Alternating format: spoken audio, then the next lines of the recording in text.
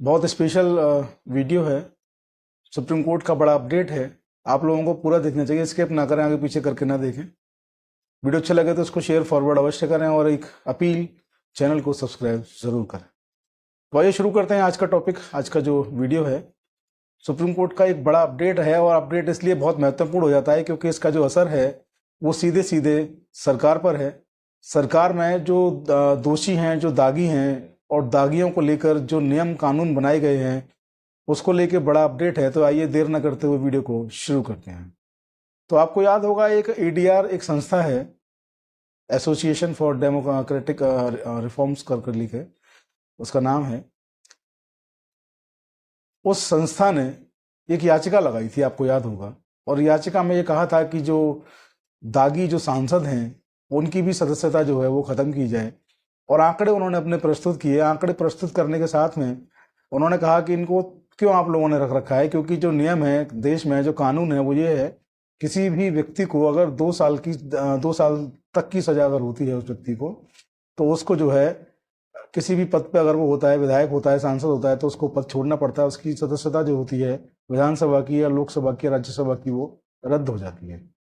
अभी आपने देखा पिछले दिनों ही, अगर उत्तर प्रदेश की बात करें तो उत्तर प्रदेश में 6 विधायक जो हैं वो, उनकी सदस्यता जो है रद्द हुई है। और अगर लेटेस्ट बात करें तो अभी अभी जो एक आपको याद होगा, अंसारी नाम से हैं, उनकी भी विधायक जो थी, विधायक थे, उनकी सदस्यता रद्द हुई। कानून वही है। कानून कहता है कि 2 साल तक की अगर आपको सजा हुई है तो आप किसी भी पद पर, संवैधानिक पद पर आप नहीं रह सकते हैं। आपको याद होगा सुप्रीम कोर्ट ने भी कहा था कि ऐसे लोग जो क्रिमिनल्स हैं, ऐसे लोग जिन पर क्रिमिनल केस चल रहे हैं, वे संसद में कैसे रह सकते हैं, वो कानून कैसे बना सकते हैं। तो आइए, सोशल मीडिया पर कुछ हमने इस मामले में जो है देखा, सर्च किया, जो अच्छा लगा वो आपसे शेयर कर रहा हूँ। सबसे पहले आपसे शेयर करूंगा मैं एडीआर की वो रिपोर्ट, जिस रिपोर्ट को लेकर के जो है ये हंगामा है। तो एडीआर की वेबसाइट से इस रिपोर्ट को लिया गया है।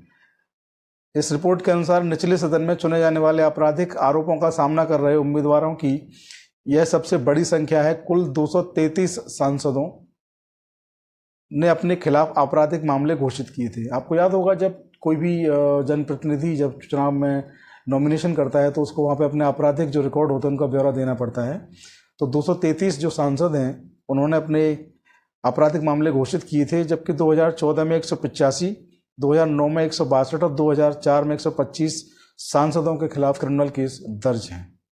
सांसदों पर क्या केस दर्ज हैं एडीआर में, इसके बारे में लिखा है। तो उस पर लिखा है कि इस बार जीतने वाले 251 उम्मीदवारों में से 170 यानी कि 31% जो सांसद हैं उन पर रेप, हत्या का प्रयास, अपहरण, महिलाओं के खिलाफ अपराध सहित गंभीर आपराधिक मामले दर्ज हैं।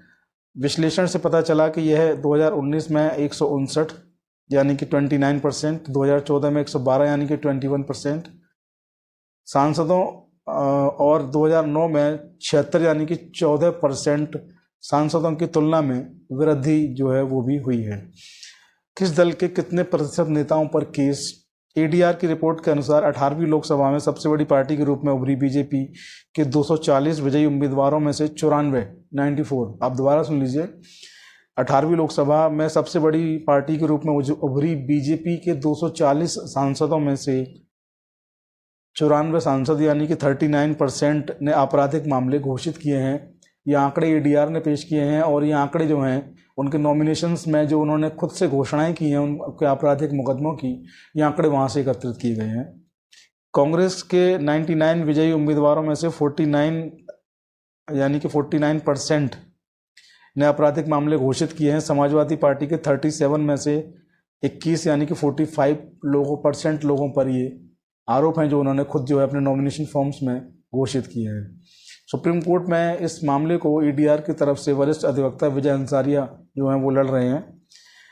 उन्होंने पीठ को बताया कि समय समय पर दिए गए निर्देशों के बावजूद सांसदों, विधायकों से संबंधित लगभग 5000 आपराधिक मामले पेंडिंग हैं। जनसत्ता अखबार से मैं ये आपको बता रहा हूँ। सुप्रीम कोर्ट का देखिए यहाँ पर हेडिंग भी है कि वे कैसे कानून बना सकते हैं। सुप्रीम कोर्ट ने क्रिमिनल केस में दोषी नेताओं की संसद में वापसी पर उठाया सवाल। सुप्रीम कोर्ट ने कहा कि जब कोई अधिकारी अगर एक बार किसी क्रिमिनल केस में फंसता है, सज़ा उसको होती है, तो वापस वो नहीं आ सकता। जब कोई नेता किसी क्रिमिनल केस में फंसता है, उसको सज़ा होती है, तो वो कैसे सदन में वापस आ सकता है, कैसे लौट सकता है, कैसे वो कानून बना सकता है। सुप्रीम कोर्ट ने इस पर कड़ी आपत्ति जो है वो जाहिर की थी। सुप्रीम कोर्ट ने राजनीति के अपराधीकरण को बड़ा मुद्दा बताते हुए इस बात पर आश्चर्य जताया कि दोषी ठहराए गए राजनेता अपनी सज़ा पूरी करने के बाद विधायिका में कैसे लौट सकते हैं, जो भी आपको हमने बताया, कैसे लौट सकते हैं। सुप्रीम कोर्ट ने दोषी राजनेताओं की संसद में वापसी के सवाल उठाते हुए कहा है कि वो कानून कैसे बना सकते हैं। दोषी ठहराए गए सांसदों और विधायकों के चुनाव लड़ने पर आजीवन प्रतिबंध लगाने की मांग जो है की गई है याचिका में। पीठ में जस्टिस मनमोहन भी शामिल हैं। जस्टिस दीपांकर दत्ता और जस्टिस मनमोहन, 2 जस्टिस की बेंच इस पूरे मामले की सुनवाई कर रही है, इस पूरे मामले को देख रही है। अधिवक्ता अश्विनी कुमार उपाध्याय की पेंडिंग जनहित याचिका की सुनवाई जो है वो भी इसमें चल रही है, जिसमें आपराधिक मामलों में दोषी ठहराए गए सांसदों और विधायकों के चुनाव लड़ने पर आजीवन प्रतिबंध लगाने की मांग जो है वरिष्ठ अधिवक्ता हैं, ये भी अश्विनी उपाध्याय, इनके द्वारा की गई। याचिका में जन प्रतिनिधित्व अधिनियम 1951 की धारा 8 को चुनौती दी गई है, जो कहती है कि जेल की सजा काटने के बाद भी दोषी राजनेताओं को चुनाव लड़ने पर प्रतिबंध की अवधि को 6 साल तक सीमित कर दिया गया है, और दोषी व्यक्तियों के राजनीतिक दलों के पदाधिकारी होने के मुद्दे को भी इस मामले में चुनौती दी गई है। अब देखिए, सांसदों विधायकों से संबंधित लगभग 5000 मामले जो हैं वो पेंडिंग हैं। जनसत्ता की रिपोर्ट है। वरिष्ठ अधिवक्ता विजय हंसारिया ने पीठ को बताया कि समय समय पर दिए गए निर्देशों के बावजूद सांसदों विधायकों से संबंधित लगभग 5000 आपराधिक मामले पेंडिंग हैं। उन्होंने देरी के लिए जिम्मेदार कारकों को गिनाते हुए बताया कि विशेष अदालतें अक्सर सांसदों और विधायकों से संबंधित मामलों के अलावा अन्य मामलों की सुनवाई भी करती हैं। ऐसे में केस बार बार स्थगित कर दिया जाता है, और जिसकी वजह से आरोपी सुनवाई से बचते हैं और गवाहों को समन भेजने में भी अदालतों को दिक्कत जो है वो होती है। तो मैं इसमें आपको थोड़ा और बता दूं,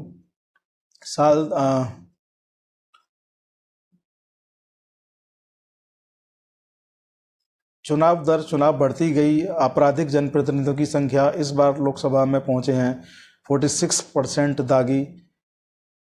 तो आप देखिए कि हम किस तरफ जा रहे हैं, किस दिशा में जा रहे हैं। जो है, सरकारें जिसकी भी हों, जिस पार्टी की हों, जिस दल की हों, सरकार जब बनती है तो वो सरकार भारत की सरकार कहलाती है, भारत देश की सरकार कहलाती है, केंद्र की सरकार कहलाती है। फिर वो किसी दल की सरकार नहीं रह जाती है। उस सरकार का काम होता है लोगों का भला करना, लोगों के बारे में अच्छा सोचना, अच्छी योजनाएं जो हैं लागू करना, पूरे देश का योजनाओं के जरिए विकास करना। जब संसद में या किसी विधानसभा में दागी जो नेता हैं वो पहुंचते हैं, तो आप सोचिए कि क्या वो विकास कर पाएंगे। सोशल संस्था है ADR, उस संस्था ने तमाम साक्ष्य इकट्ठे किए, सुप्रीम कोर्ट में याचिका दाखिल किए हुए भी उसको समय हो गया, और बार बार उस पर सुनवाई भी हुई। सुप्रीम कोर्ट ने भी कड़ा उस पर अपना रुख जो है वो दिखाया। सुप्रीम कोर्ट ने भी नाराज़गी जताई कि वे लोग जो दोषी होते हैं, सज़ा पा जाते हैं, वो लोग कैसे दोबारा से संसद में लौट सकते हैं, वो लोग कैसे जो हैं वो कानून बना सकते हैं, वो कानून जो कि पूरे देश पर असर करता है, वो कानून जो देश के लोगों की भलाई के लिए बनाया जाता है। तो जो क्रिमिनल केस में सजा पाए लोग हैं वो कैसे जो हैं वो उन पदों पर वापस लौट सकते हैं। जबकि कोई अधिकारी, कोई सरकारी नौकरी में कोई व्यक्ति होता है, उसको अगर एक बार सजा सुना दी जाती है तो वो आजीवन उस पद पर नहीं लौट सकता वापस। लेकिन राजनीति में ऐसा कैसे हो सकता है कि वापस उसी पद पर वो लौट सकते हैं। तो सोचने वाली बात यह है कि इस पूरे मामले में अगर देखें तो भाजपा के 94 विधायक, 94 विधायक जो हैं भाजपा के हैं। आप सोचकर देखिए कि इस मामले में जिस दिन भी फैसला आएगा, मैं तो आशा करता हूं कि बहुत जल्द इस पर फैसला आए, लेकिन जिस दिन भी फैसला इस पर आएगा तो आप सोचिए कि सबसे पहले बात करें कांग्रेस की, तो कांग्रेस में 99 उनके सांसद हैं, जिनमें 49 जो हैं वो दागी हैं, दोषी हैं, आपराधिक पृष्ठभूमि से हैं। उन्होंने जो अपनी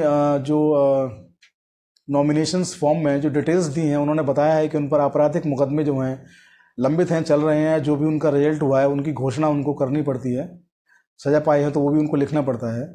तो देखिए, उन्होंने भी घोषणा की अपने नॉमिनेशंस फॉर्म में, भाजपा के 240 सांसदों में से 94 सांसद जो हैं 39%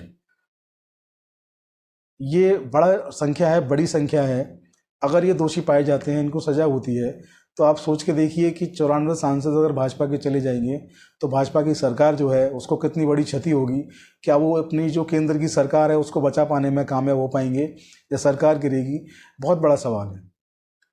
सरकारों को जब अपने टिकट अपने किन्हीं लोगों को जब वो देते हैं, चुनावों में जब उतारते हैं, इस बात पर किसी भी राजनीतिक दल को, मैं तो कहूँगा सभी राजनीतिक दलों को इस पर विचार करना चाहिए कि जिन लोगों को वो टिकट दे रहे हैं, जिन लोगों को वो जिता करके विधानसभा में, राज्यसभा में, लोकसभा में भेज रहे हैं, उन लोगों की आपराधिक पृष्ठभूमि तो नहीं, उन पर मुकदमे तो नहीं, अगर मुकदमे हैं तो किस प्रकृति के उन पर मुकदमे हैं?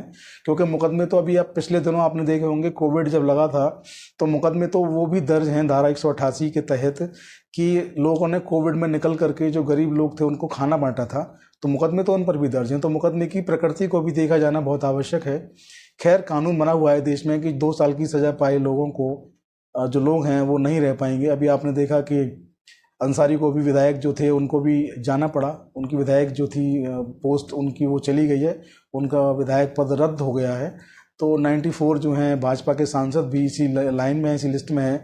अब देखना है कि एडीआर की याचिका पर और अश्विनी उपाध्याय एडवोकेट की जो याचिकाएं हैं उन पर सुप्रीम कोर्ट कब फैसला लेता है और कब इन 94 जो सांसद जो भाजपा के हैं और 49 सांसद जो कांग्रेस के हैं और तमाम दलों के जो सांसद जो संसद में इस वक्त बैठे हुए हैं, उन पर क्या फैसला सुप्रीम कोर्ट लेता है, कब लेता है, और जो फैसला आता है उसका क्या असर जो है वो सरकार पर रहता है। जो भी कुछ इसमें अपडेट होगा उससे आपको अपडेट कराते रहेंगे। फिलहाल आज के लिए इतना ही। जय हिंद, जय भारत, नमस्कार।